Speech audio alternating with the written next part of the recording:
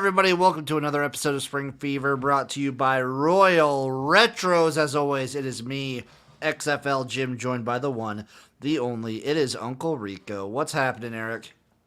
Nothing much, man. What's going on with you, dude? Life has been nothing but twists and turns, peaks and valleys. These XFL, USFL rumors keep fucking up my steez. It's like there's a new one that comes out almost every day, it feels like. I'm ready for some actual official information. You know what? I feel you. I just want to know what the hell's going on.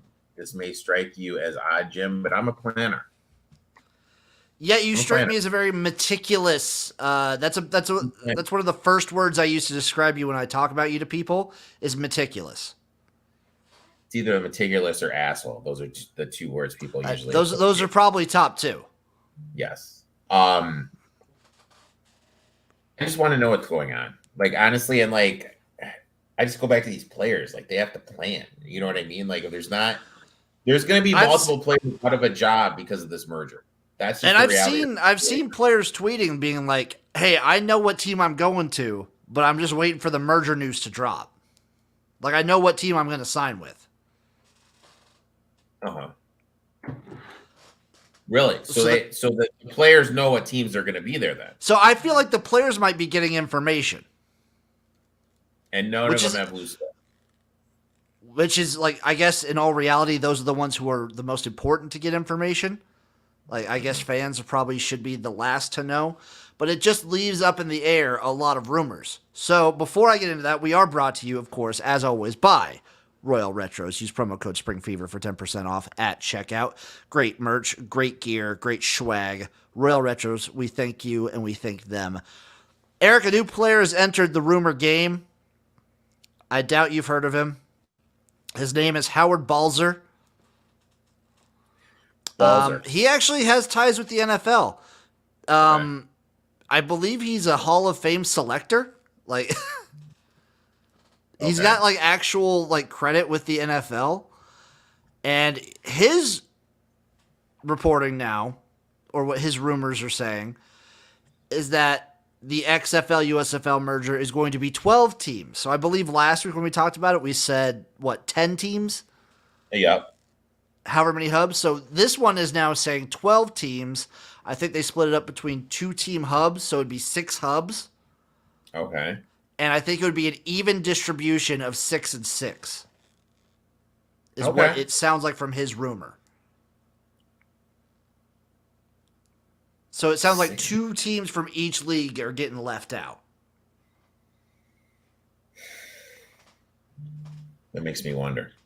But it also makes me wonder, where would the 6 hubs be? I bet they try and keep it super regional. Oh, for sure. So figure what? Would you do 3 Texas hubs? No, you can't do 3 Texas hubs. I bet they do 2. 2, yeah.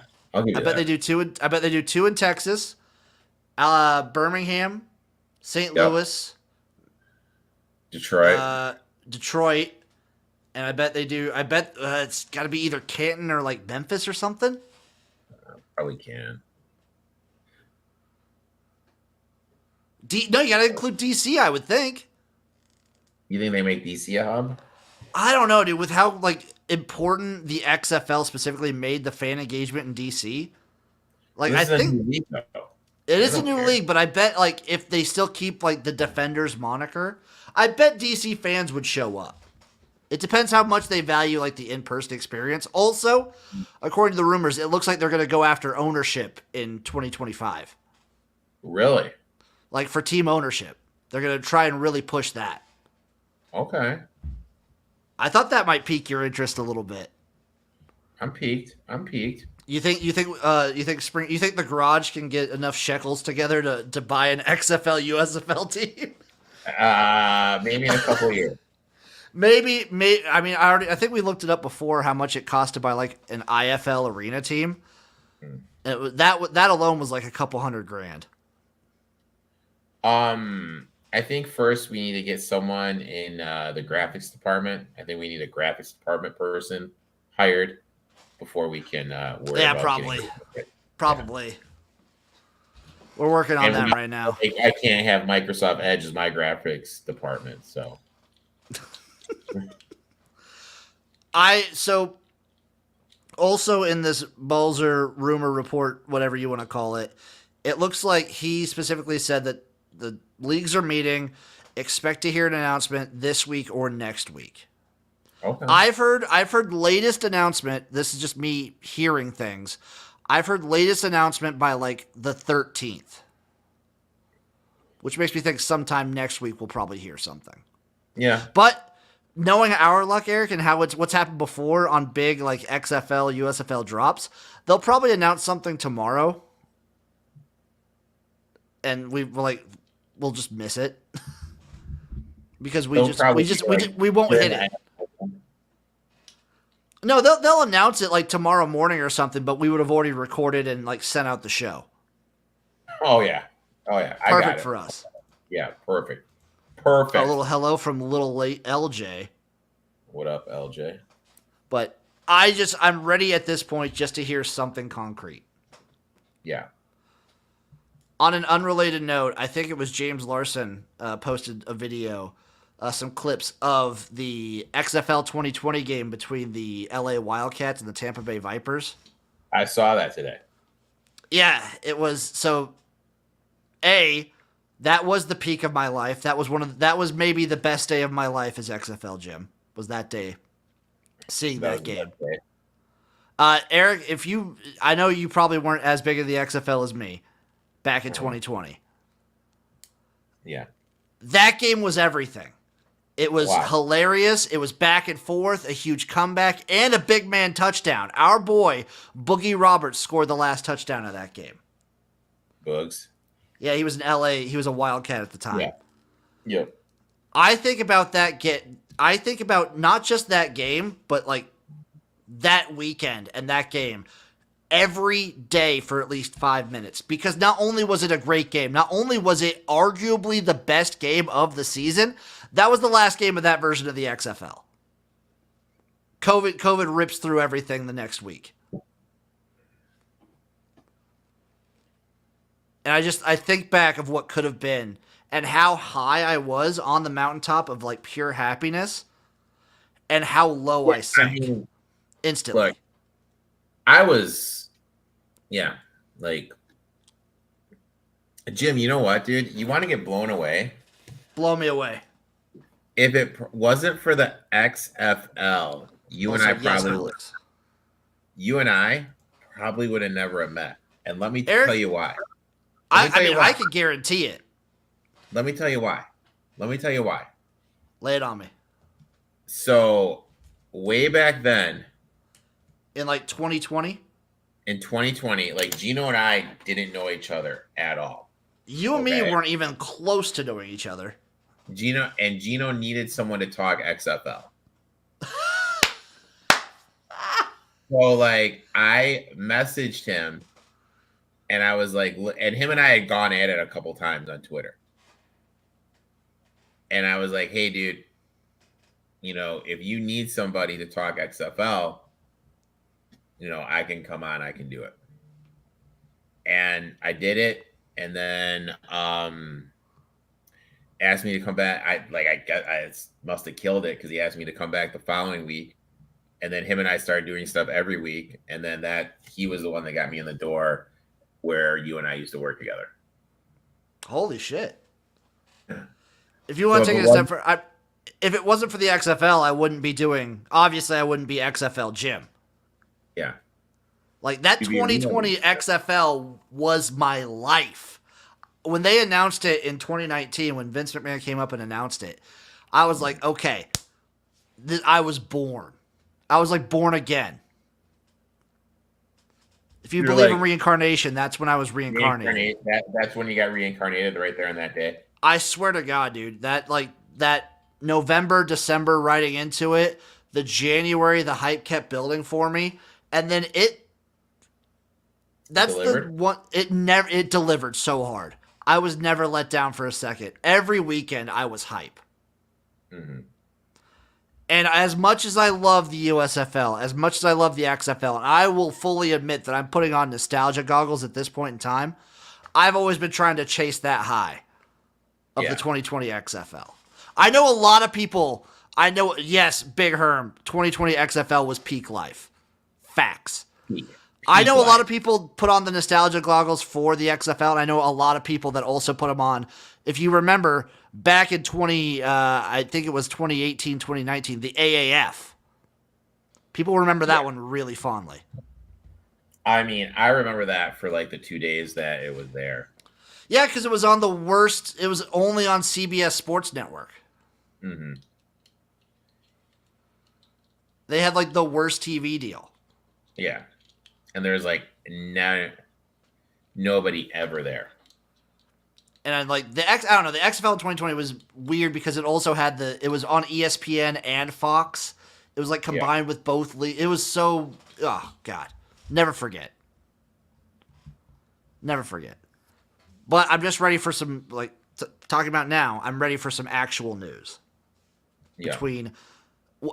I wonder what they're going to call it. So far, Fox copyrighted NSFL, National Spring Football League or whatever, and the XFL copyrighted UFL. And something along those lines. I don't know what. I don't love either of those by themselves. I'm going to support the league, whatever it is. I'm interested to see what the name's going to be because I have no idea. I'm sure it's going to be something stupid. It's hard to beat XFL and USFL. Yeah, like those are pretty good. Branded things. And I wonder if they do have something else named for the whole league, if they like split them up into those kinds of divisions, especially if they keep like an even amount of the teams from each league. Well, like, how can I word this?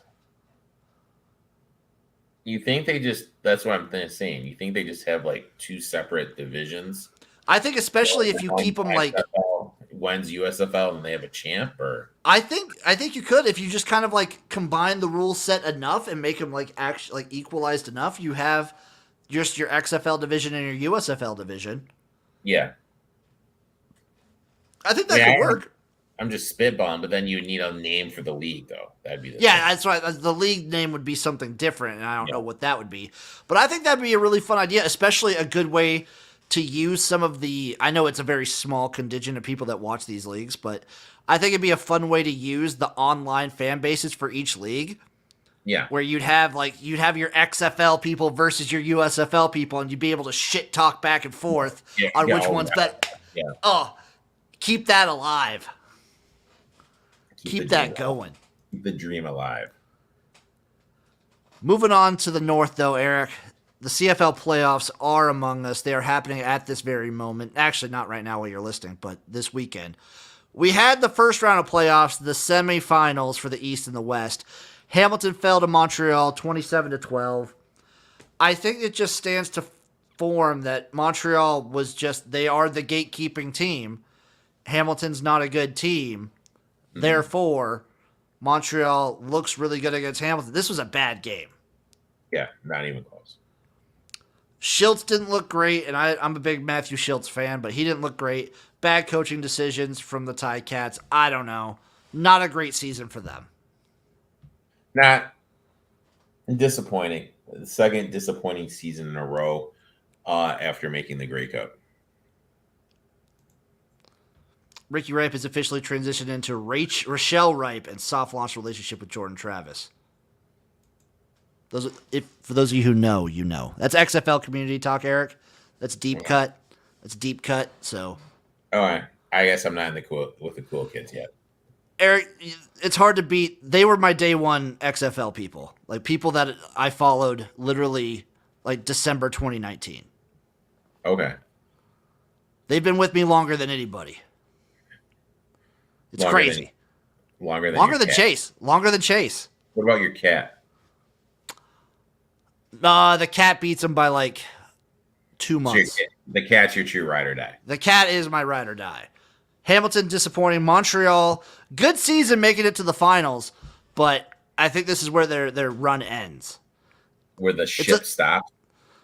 Speaking of which, the ship's going to be the one to stop them. because those Argos are fucking kicking them, killing them. I got you. Other game, Calgary 30, BC 41. Never Decent enough game, but we knew BC was the better team. Yeah, never really close. We got the first half, we got the game. Yeah, BC kept them at an arm's length the entire game. Yeah. Couldn't go over the hump. Exactly, couldn't get them over the hump. But we look forward, Eric. There's only 3 more games left of the CFL season. Just crazy. If you look at the futures right now, it seems like it's been going on forever. But interesting futures markets as they stand right now. There's 4 teams: Argos plus 115, Bombers plus 175, Lions plus 350, Alouettes 9-1. You probably should have taken the Lions last week when we called it out at, what was it, 650? Yeah. I mean, if you missed it, you can do a money line round robin. A money line. Was it rollover? Oh yeah, just roll it over to them because you could. Yeah. They're a plus 180 dog this week. I assume when they play the Argos in the Grey Cup, they'd probably be similarly around the plus 200 mark. Yeah. So I'm gonna take BC. I'm gonna play that's my play this week. Sorry. So yeah, let's get to these games. Montreal versus Toronto in Toronto. Toronto's a 10.5 point favorite. Over under 50.5 plus 460 on the money for the Alouettes. I don't think either of us think Montreal has a chance to win the game. Is 10.5 too big? I kind of like the first half of 6.5. I don't hate that either. Just because Toronto hasn't played, Montreal's coming off a game. We don't know how intense Toronto. You know what? They've been playing, but it's not really a game that's mattered, if that makes sense. It's true, especially for the last 3 or 4 weeks. They've had the East just locked up. So because of that, I'm just going to play Montreal here first half. Maybe wait, hope I can get a 7. You know what I might play besides that? I'm not joining you on that one. I'm going to play Toronto's team total over 30.5. You don't think Montreal can check it up? No, I mean they might be able to keep it close, but I think Toronto can they're just going to score at will. I feel. I think Swag Kelly reveals himself when the playoffs arrive. Oh wow! One book has an 8.5 first half in the market. Woof! Is that? There's no way. There's no way. What's the full game? There's no way that's an 8. What's the full game? Hold on.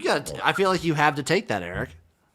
Jim, let me look at this. There's no way. I feel like you have to take that. CFL. There's no way. I'm pulling it up right now. All right. For the full game, there's no full. What? Yeah, Bet Stamp, you're full of shit. Oh, Call wait. it out.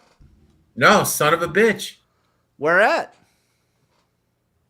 Well, I can't bet here anyway, but I mean, I can bet here, but I'm insanely limited on what I can do. No, okay. Don't shout them out then. They're scumbags. But I'm seeing an 8.5 right here. So take the 8.5 if you can find it.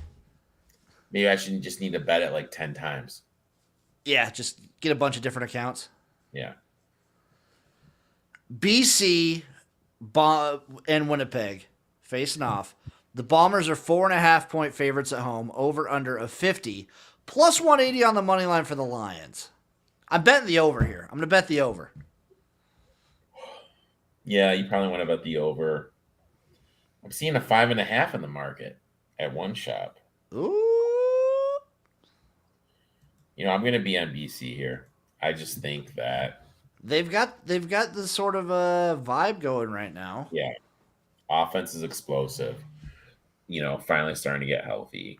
And to me, it just kind of seems like the Blue Bombers, there'll be a game where it's oh shit, but the majority of the games are just kind of going through the motions.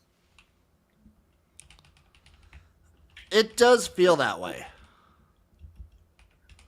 I I think Winnipeg wins. You're going to go with BC here. Mm-hmm. So you have a BC, I assume Toronto, you have beating Montreal. Correct. So a BC Toronto Grey Cup. Who do you have winning it all? Definitely BC.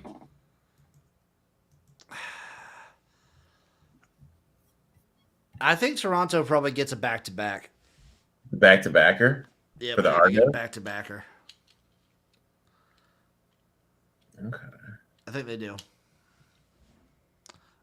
they do. Eric, is there anything else you'd like to talk about? Yeah, I'd like to talk about my parlay I got going on here. Okay, lay the parlay on me.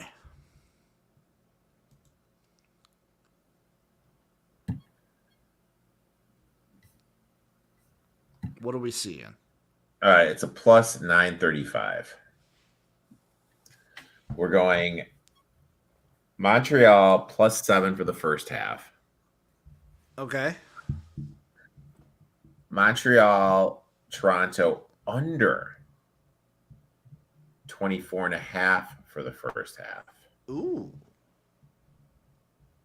Then we are going BC Alex in the chat, by the way, saying hammer Montreal, so. BC Lions plus 190 on the money line. That's it. Nice little 3-teamer plus 935. That ain't bad. But Alex does say, though, that Swag Kelly spits at your under. Yeah, well, it's only for the first half, so. I think first half would be the way to play that game. Yeah. The CFL second halves are unpredictable. They're wild. They're crazy. Other than that, I think that makes for a good show. It's been a nice, lovely, high and tight episode. Real quick. What's up? Real quick. Ask away. Going back to this USFL thing. Okay. If you had to guess which two teams would be cut for each league? Yeah. For the XFL, Seattle and my guess would be Seattle just makes the most sense. Vegas? Seattle and Vegas? Yeah, completely get rid of Vegas is done regardless, I feel. And I feel the Vipers still might be a thing, but they would be moved regardless. But those would be the two that you probably cut. Because they make the most sense because of the furthest west. Yeah. Now for the USFL, it pains me to say you probably cut like the Breakers. Okay. And the Maulers? That are the Generals? You can't cut the Panthers. You can't cut the Showboats because they were actually playing. The Gamblers, maybe? Cut the Gamblers and keep the Roughnecks? Yeah. I don't know. It's going to be crazy. It's literally going to be crazy how everything pans out. Cut the Fan Control Football Zappers. Yeah. So Alex is saying the Panthers are getting cut, but I don't think so because they just confirmed that they're playing in Detroit. Like they renewed the contract. Well, they signed a deal though. Yeah, so I don't think the Panthers get cut. That's what leads me to believe that because otherwise I'd say the Panthers, maybe the Stars. Oh, dude, that'd suck if the Stars got cut. I would suck dick. The Stars are my favorite team. That would suck, dude. That would suck. Also, I get it. I'd be kind of annoyed if they cut San Antonio. Just really? For the people of San Antonio because they seem to really like these teams. Uh-huh. And that would just kind of suck. Like there are teams that you obviously can't cut. Like you're not cutting St. Louis, you're not cutting Birmingham. And I think you don't cut DC because those three have the best fan turnout and the best I think in the XFL, at least, I think for St. Louis and DC, they had the best merch sales. Mm-hmm. And obviously you can't cut Birmingham. Yeah. I think DC would be a good one to keep because if you do a DC hub, you can move the New Jersey Generals there and have like that sort of rivalry going on there. Yeah, if you're going to hub it up. Yeah, that would be good. Yeah, that makes sense. Eric, I think about this all day, every day. This is like dominating my mind. It's been terrible. When you're just on the bench, just ripping it out, you're just like, just thinking about it. I'm thinking like how you would put the teams up in hubs to make it work. Is there a way you could make it work without hubs? Who would I want to keep? Who would I want to stay? Who would I want to like leave? Does the NFL get involved? Yeah. I think if there's just one league, the NFL probably gets involved. I guarantee the NFL is going to get involved. I think that's like the biggest point, the biggest reason they're doing this probably. For sure. Get the NFL backing, get a little more money. Yeah. Yeah. All right, folks. That'll do it for this episode of Spring Fever. As always, I'm XFL Jim. That's Uncle Rico. Go to Royal Retros, buy some stuff. USFL, XFL, just call it that. Just call it that. Love you guys. We'll see you next week. Toodaloo.